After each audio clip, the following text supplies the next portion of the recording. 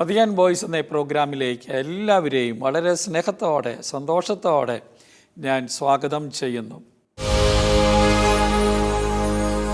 പരിശുദ്ധ പിതാവ് ഫ്രാൻസിസ് മാർപ്പാപ്പയുടെ സന്ദേശങ്ങളാണ് ഈ പ്രോഗ്രാമിലൂടെ മലയാളിയുടെ മുമ്പിൽ അവതരിപ്പിക്കുന്നത്. ലോകത്തിൻ്റെ സ്വരം ആയി നിൽക്കുന്ന മഹത് വ്യക്തിയാണ് നമ്മുടെ പരിശുദ്ധ പിതാവ്. വിവിധ രാജ്യങ്ങളിലെ നേതാക്കന്മാരോട് എല്ലാ ബുധനാഴ്ചയും വത്തിക്കാനിൽ ഒന്നിച്ചുകൂടുന്ന വിശ്വാസികളോട്, ഞായറാഴ്ചകളിൽ ത്രികാല ജപം ചൊല്ലാൻ ഒന്നിച്ചുകൂടുന്ന ആളുകളോടെല്ലാം മാർപ്പാപ്പ നിരന്തരം സംസാരിച്ചു കൊണ്ടിരിക്കുന്നു. ഈ കാലഘട്ടത്തിലെ വലിയൊരു പ്രവചന സ്വരമാണ് മാർപ്പാപ്പയിലൂടെ നമുക്ക് ലഭിക്കുന്നത്. വ്യത്യസ്ത വിഷയങ്ങളെക്കുറിച്ച് അവിടുന്ന് നന്നായി ഒരുങ്ങി പ്രാർത്ഥിച്ച് നമ്മുടെ മുമ്പിൽ അവതരിപ്പിക്കുന്നു. ഞാനിന്ന് നിങ്ങളോട് പറയുന്നത്, അടുത്ത കാലത്ത് മാർപ്പാപ്പ പരിശുദ്ധാത്മാവിനെക്കുറിച്ച്, പരിശുദ്ധാത്മാവും സഭയും എന്ന വിഷയത്തെക്കുറിച്ച് ഒരു പ്രബോധന പരമ്പര നടത്തുകയുണ്ടായി. അതിൽ ഒരു ദിവസം അവിടുന്ന് പ്രസംഗിച്ചത് സങ്കീർത്തനങ്ങളെക്കുറിച്ചാണ്. സങ്കീർത്തനങ്ങളുടെ പ്രാധാന്യം നമ്മൾ എപ്പോഴും ഓർക്കേണ്ടതാണ്. പ്രായോഗികമായി നാം ചെയ്യേണ്ട ഒട്ടനവധി കാര്യങ്ങൾ പരിശുദ്ധ പിതാവ് ഈ സന്ദേശത്തിൽ നമ്മോട് പറയുന്നുണ്ട്. 2024 മഹാജൂബിലിക്ക് ഒരുക്കമായുള്ളൊരു വർഷം പ്രാർത്ഥനയുടെ വർഷമായി മാർപ്പാപ്പ പ്രഖ്യാപിക്കുകയുണ്ടായി. അതിൻ്റെയും കൂടി ഒരു പശ്ചാത്തലത്തിലാണ്, അതിൻ്റെ വെളിച്ചത്തിലാണ് പരിശുദ്ധ പിതാവ് സങ്കീർത്തനങ്ങൾ നമ്മൾക്ക് പ്രാർത്ഥിക്കണം, അതിൻ്റെ അർത്ഥം നമുക്ക് അല്പം വിശദീകരിക്കുന്ന ഈ പ്രസംഗം നടത്തിയിട്ടുള്ളത്. തൻ്റെ പ്രസംഗം ആരംഭിക്കുന്നതിന് മുമ്പ് വിശുദ്ധ ഗ്രന്ഥത്തിൽ നിന്നുള്ള ഒരു വായന നടത്തിക്കൊണ്ടാണ് അത് നടത്തിയത്. കൊളോസ്യർക്കാർക്ക് എഴുതിയ ലേഖനം 3-ാം അധ്യായം 16-17 നമുക്ക് വായിക്കാം. പരസ്പരം പഠിപ്പിക്കുകയും ഉപദേശിക്കുകയും ചെയ്യുമ്പോഴും കൃതജ്ഞത നിറഞ്ഞ ഹൃദയത്തോടെ ദൈവത്തിന് സങ്കീർത്തനങ്ങളും ഗാനങ്ങളും ആത്മീയ ഗീതങ്ങളും പാടുമ്പോഴും ക്രിസ്തുവിൻ്റെ വചനം നിങ്ങളിൽ സമൃദ്ധമായി വസിക്കട്ടെ. നിങ്ങൾ വാക്കാലോ പ്രവൃത്തിയാലോ എന്തു ചെയ്താലും അതെല്ലാം കർത്താവായ ഈശോ വഴി പിതാവായ ദൈവത്തിന് കൃതജ്ഞത അർപ്പിച്ചുകൊണ്ട് അവൻ്റെ നാമത്തിൽ ചെയ്യുവിൻ. കൊളോസ്യർക്കാർക്ക് എഴുതിയ ലേഖനം 3-ാം അധ്യായം 16-17 വചനങ്ങളാണിത്. സങ്കീർത്തനങ്ങൾ നമ്മുടെ സന്തത സഹചാരിയാകണം എന്ന് പറയുന്ന വാക്കാണ് നാം ഇവിടെ കേട്ടത്. മാർപ്പാപ്പയുടെ ഈ പ്രസംഗം നമുക്ക് കേൾക്കാം. അതിൻ്റെ വെളിച്ചത്തിൽ നമ്മുടെ ജീവിതത്തിൽ എന്തൊക്കെയാണ് ചെയ്യേണ്ടത് എന്ന് ചിന്തിക്കാം, നടപ്പിലാക്കാം. മാർപ്പാപ്പ ഇങ്ങനെയാണ് തുടങ്ങിയത്. എല്ലാവർക്കും വന്ദനം പറഞ്ഞുകൊണ്ടാണ്. 11 മണിക്കാണല്ലോ സാധാരണഗതിയിൽ ബുധനാഴ്ചകളിലെ ഓഡിയൻസ് എന്നറിയപ്പെടുന്ന പ്രബോധന സമ്മേളനം നടത്തുന്നത്. സുപ്രഭാതം എന്നവർക്ക് ആശംസിച്ചു. 2025 നമ്മൾ ജൂബിലി വർഷത്തിലേക്ക് പ്രവേശിച്ചു കഴിഞ്ഞു. 2025 പ്രവേശിച്ചു കഴിഞ്ഞിരിക്കുകയാണ്. അതിൽ മാർപ്പാപ്പ പ്രാർത്ഥനയുടെ ഒരു സ്വരച്ചേർച്ചയ്ക്കായി 2024 സമർപ്പിക്കുകയുണ്ടായി. സഭയ്ക്ക് നേരത്തെ തന്നെ പ്രാർത്ഥനയുടെ ഒരു സ്വരച്ചേർത്ത സിംഫണി ഉണ്ടായിരുന്നു എന്ന് മാർപ്പാപ്പ എടുത്തു പറയാനായിട്ട് ഈ പ്രസംഗത്തിൽ ശ്രദ്ധിച്ചിട്ടുണ്ട്. ഈ പ്രാർത്ഥനയുടെ സിംഫണി, അതിനെ സ്വരച്ചേർച്ചയിലെത്തിക്കുന്നത് പരിശുദ്ധാത്മാവാണ് എന്നും മാർപ്പാപ്പ പറഞ്ഞു. അങ്ങനെ അത് ചെയ്യുന്ന പ്രാർത്ഥനയുടെ പുസ്തകമാണ് സങ്കീർത്തന പുസ്തകം, ബൈബിളിലേത്. അതാണ് ബൈബിളിലെ ഈ സങ്കീർത്തന പുസ്തകത്തിൻ്റെ പ്രാധാന്യം. അത് സ്വരച്ചേർച്ചയോടെയാണ് നിൽക്കുന്നത്. വിവിധ തരത്തിലുള്ള പ്രാർത്ഥനകൾ, അതിനെ മുഴുവനും ഒന്നിപ്പിച്ച് നിർത്തിയിരിക്കുന്നത് പരിശുദ്ധാത്മാവാണ്. അതിന് വിവിധ ഭാഗങ്ങളുമുണ്ട് ഈ സങ്കീർത്തന പുസ്തകത്തിന്. അതായത് പ്രാർത്ഥനയുടെ വിവിധ രീതികൾ നമുക്ക് ഈ ഗ്രന്ഥത്തിൽ കാണാൻ കഴിയും. സ്തുതിപ്പുണ്ട്, നന്ദി പ്രകാശനമുണ്ട്, യാചനയുണ്ട്, വിലാപമുണ്ട്, വിവരണമുണ്ട്, വിവേചനാശക്തിയുള്ള ധ്യാന വിചിന്തനം നമുക്കവിടെ കാണാം. ഇതെല്ലാം നമുക്ക് അവിടെ കാണാൻ കഴിയുന്നുണ്ട്. സ്വകാര്യ പ്രാർത്ഥനാ രൂപത്തിലും മുഴുവൻ ജനത്തിൻ്റെയും പ്രാർത്ഥനാ രൂപത്തിലും അവ അവതരിപ്പിക്കപ്പെട്ടിട്ടുണ്ട്. പരിശുദ്ധാത്മാവ് തൻ്റെ മണവാട്ടിയായ സഭയുടെ അധരങ്ങളിൽ സ്ഥാപിച്ച ഗാനങ്ങളാണ് ഇവ എന്ന് നാം ഓർക്കണം. വിശുദ്ധ ഗ്രന്ഥത്തിലെ എല്ലാ പുസ്തകങ്ങളും പരിശുദ്ധാത്മാവിനാൽ പ്രചോദിതമാണ്. അതാണ് ബൈബിളിൻ്റെ വലിയ മഹത്വം. പരിശുദ്ധാത്മാവാണ് പ്രചോദിതരായ വിശുദ്ധാത്മാക്കളാണ് വിശുദ്ധ ഗ്രന്ഥം എഴുതിയിരിക്കുന്നത്. ഇവിടെ മാർപ്പാപ്പ പറയുകയാണ്, വിശുദ്ധ ഗ്രന്ഥത്തിലെ എല്ലാ പുസ്തകങ്ങളും പരിശുദ്ധാത്മാവിനാൽ പ്രചോദിതമാണ്. എന്നാൽ സങ്കീർത്തന പുസ്തകം കാവ്യാത്മകമായ പ്രചോദനം നിറഞ്ഞ ഒരു ഗ്രന്ഥമാണ്. കാവ്യമാണത്. അതിൻ്റെ വലിയ പ്രചോദനം നമുക്ക് നൽകുന്നതാണ്. ഇത് മാർപ്പാപ്പ നമ്മളെ ഓർമ്മിപ്പിക്കുകയാണ്. സങ്കീർത്തനങ്ങൾക്ക് പുതിയ നിയമത്തിൽ പ്രത്യേകമായ ഒരു സ്ഥാനമുണ്ട്. പഴയ നിയമത്തിൽ അത് ആലപിച്ചിരുന്നു. സങ്കീർത്തകൻ ദാവീദിൻ്റേതെന്ന് പറയും. അത് ആലപിച്ചിരുന്നു. പ്രാർത്ഥനയുടെ ഒരു പ്രധാനപ്പെട്ട ഘടകമാണ് സങ്കീർത്തനങ്ങൾ. അത് പുതിയ നിയമത്തിൽ പ്രത്യേക സ്ഥാനമുണ്ട് എന്നത് നമ്മൾ ഓർക്കണം. തീർച്ചയായും പുതിയ നിയമവും സങ്കീർത്തന പുസ്തകവും ഒരുമിച്ച് ചേർത്ത് പ്രസിദ്ധീകരിച്ച പതിപ്പുകളുണ്ടായിരുന്നു. പുതിയ നിയമം അടിക്കുമ്പോൾ അതിൻ്റെ അവസാനം ഈ സങ്കീർത്തന പുസ്തകം പ്രത്യേകം അടിച്ചു വെച്ചിരുന്നു. അങ്ങനെയുള്ള ബൈബിൾ നിങ്ങൾ കണ്ടിട്ടുണ്ടാകും. അത് വളരെ നല്ലതാണ്. അതെന്തിനാണ്? നമുക്ക് ആ പുസ്തകം എടുത്ത് വായിക്കാനും പ്രാർത്ഥിക്കാനും പഠിക്കാനും ഒക്കെയാണ്.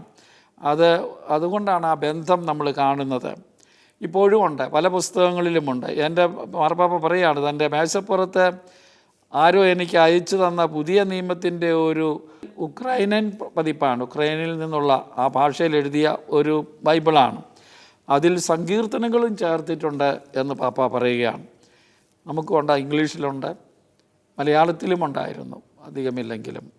യുദ്ധത്തിൽ മരിച്ച ഒരു പടയാളിയുടേതായിരുന്നു അത് മാർപ്പാപ്പയ്ക്ക് അയച്ചു കൊടുത്ത യുക്രൈൻ മരിച്ച ഒരു പടയാളിയുടെ പുസ്തകമാണ്.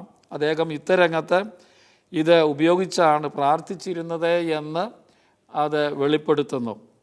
എല്ലാ സങ്കീർത്തനങ്ങളും, ഓരോ സങ്കീർത്തനത്തിൻ്റെയും എല്ലാ ഭാഗങ്ങളും, ഓരോ സങ്കീർത്തനത്തിൻ്റെ എല്ലാ ഭാഗങ്ങളും ക്രൈസ്തവർക്ക് ആവർത്തിക്കാനോ ഗ്രഹിക്കാനോ കഴിയുകയില്ല എന്ന് പാപ്പ പറയുകയാണ്. എല്ലാം ചിലപ്പോൾ നമുക്ക് മനസ്സിലാകണമെന്നില്ല.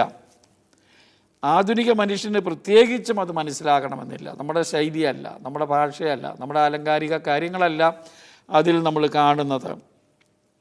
ചിലപ്പോൾ അവ ഒരു ചരിത്ര സന്ദർഭവും നമ്മുടേതല്ലാത്ത മതപരമായ ഒരു മനോഭാവവും പ്രതിഫലിപ്പിക്കും. ഇപ്പം ഇന്ന് നമ്മൾ കാണുന്ന മതപരമായ ആധ്യാത്മികമായ ഒരു ചിന്താഗതിയുണ്ട്. അതിന് വിരുദ്ധമായ വാക്കുകളും നമ്മളതിൽ കണ്ടിരിക്കും. അപ്പോൾ പ്രബോധനപരമല്ലായിരുന്നു എന്ന് ഇതിനർത്ഥമില്ല. അന്നത്തെ കാലത്ത് അതിനർത്ഥമുണ്ട്. അത് നമ്മൾ കണ്ടുപിടിക്കണം. എങ്കിലാണ് നമുക്ക് ബൈബിൾ പൂർണ്ണമായി മനസ്സിലാക്കാൻ കഴിയുന്നത്. എന്നാൽ ചില രീതിയിൽ അവ പുരാതന നിയമനിർമ്മാണത്തിൻ്റെ സിംഹഭാഗമായിട്ട് എന്നതുപോലെ വെളിപാടിൻ്റെ ഒരു താൽക്കാലിക ഘട്ടമായും ഒരു പ്രത്യേക സമയമായും ബന്ധപ്പെട്ടിരിക്കുന്നവയാണത്. അതുകൊണ്ടാണ് അവയെ നമ്മൾ മനസ്സിലാക്കണമെങ്കിൽ ആ കാലഘട്ടവും അതിൻ്റെ ഉദ്ദേശ ലക്ഷ്യങ്ങളുമെല്ലാം അത് എഴുതിയതിൻ്റെ, അതിൽ രേഖപ്പെടുത്തിയിരിക്കുന്നതിൻ്റെ ലക്ഷ്യങ്ങളും മനസ്സിലാക്കിയാലേ നമുക്കെല്ലാം ഗ്രഹിക്കാൻ സാധിക്കുള്ളൂമായിരിക്കും. അപ്പോൾ അത് നമ്മൾ ശ്രദ്ധിക്കണം. സങ്കീർത്തനങ്ങൾ നമ്മുടെ ശ്രദ്ധയ്ക്ക് യോഗ്യമാകുന്നത് എന്തുകൊണ്ടാണ്?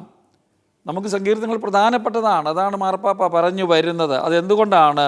അവ ഈശോയുടെയും മറിയത്തിൻ്റെയും അപ്പസ്തോലന്മാരുടെയും നമുക്ക് മുമ്പേ കടന്നുപോയ സകല ക്രിസ്തീയ തലമുറകളുടെയും പ്രാർത്ഥനയായിരുന്നു.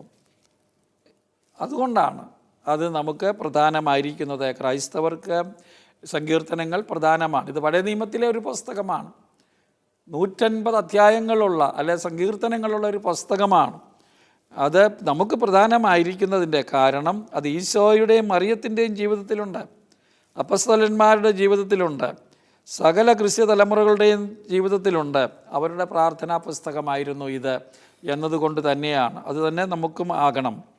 നാം ഈ സങ്കീർത്തനങ്ങൾ ചൊല്ലുമ്പോൾ ദൈവം അത് ശ്രവിക്കുന്നു.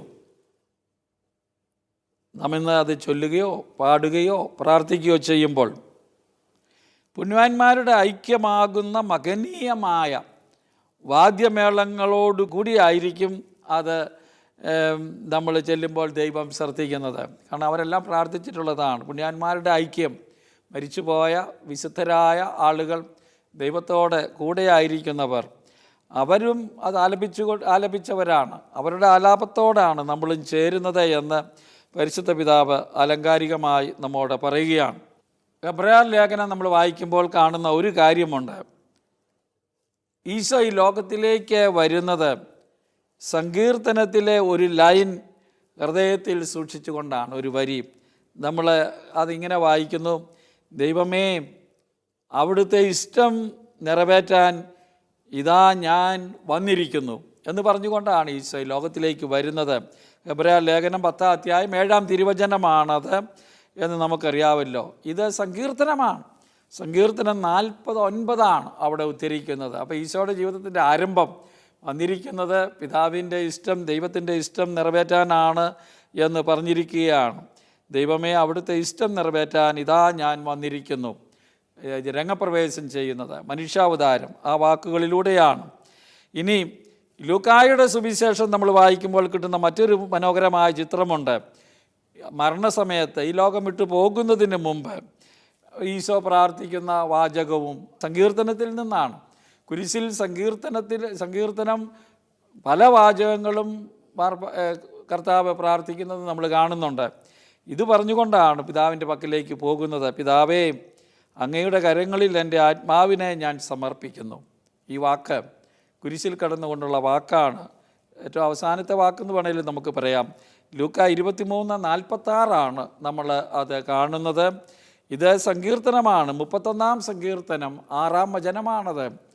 അപ്പോൾ ഈശോയുടെ ജീവിതത്തിൽ ഈ സങ്കീർത്തനത്തിനുണ്ടായിരുന്ന പ്രാധാന്യം, അവൻ ജീവിതത്തിലേക്ക് വരുന്നത്, ഈ ഭൂമിയിലേക്ക് വരുന്നത് പിതാവിൻ്റെ ഇഷ്ടം നിറവേറ്റാനാണ്.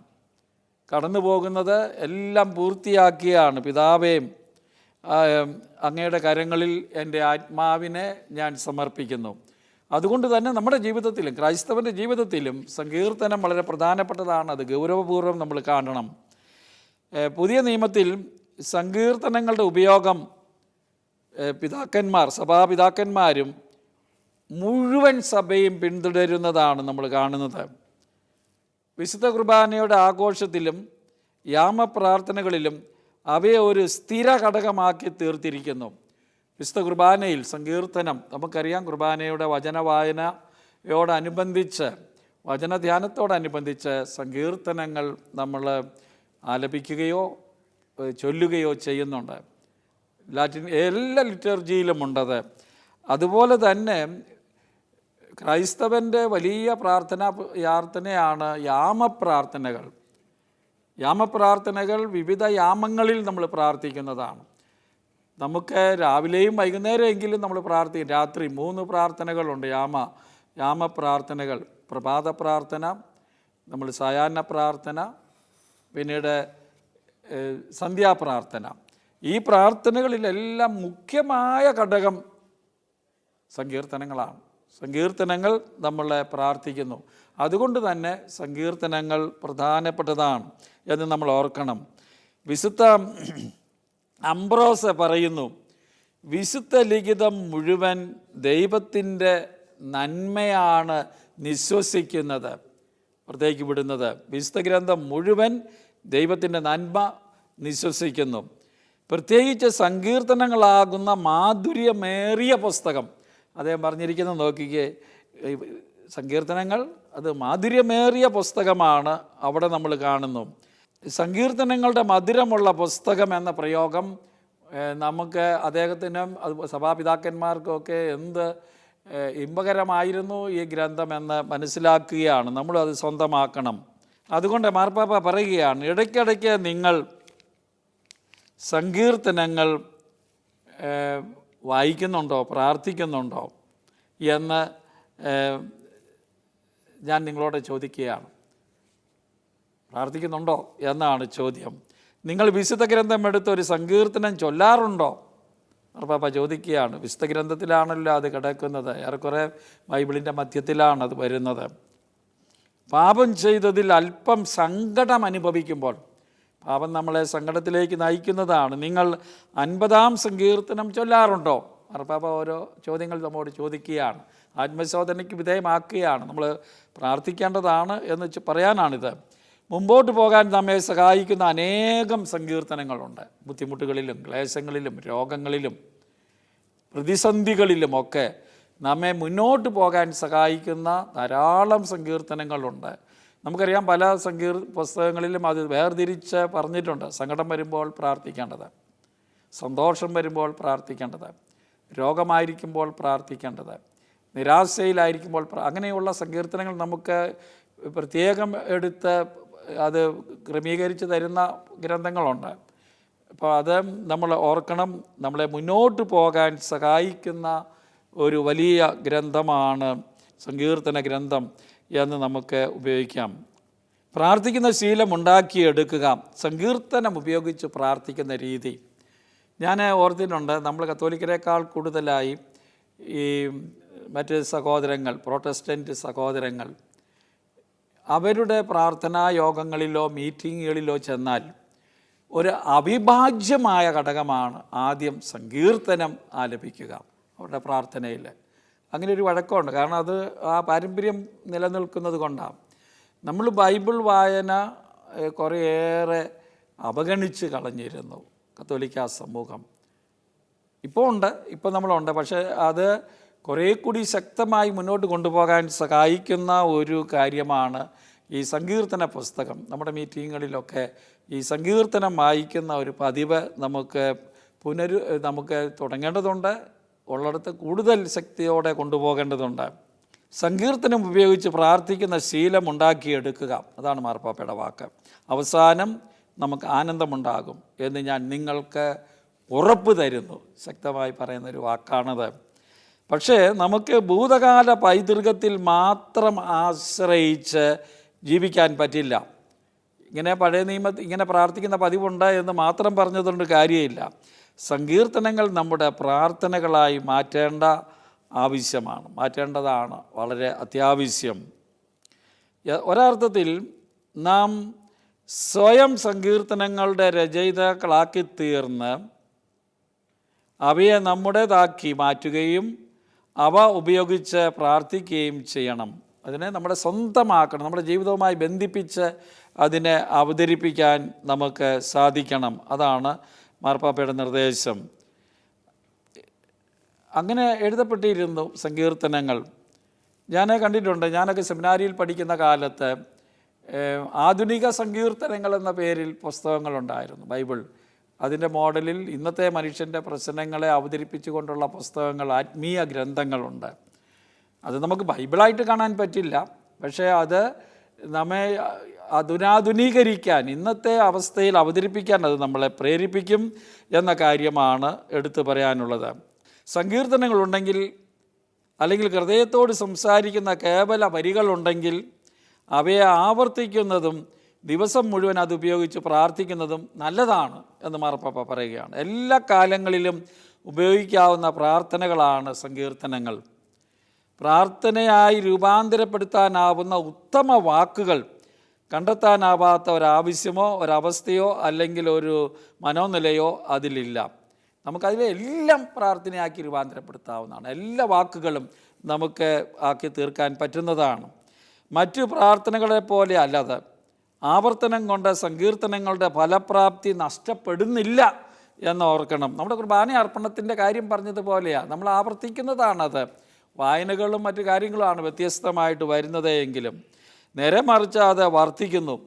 ആവർത്തനം വഴി അത് വർദ്ധിക്കുകയാണ്. എന്തുകൊണ്ട്? അവ ദൈവത്താൽ പ്രചോദിതമാണ്, ആത്മാവിനാൽ പ്രചോദിതമാണ്.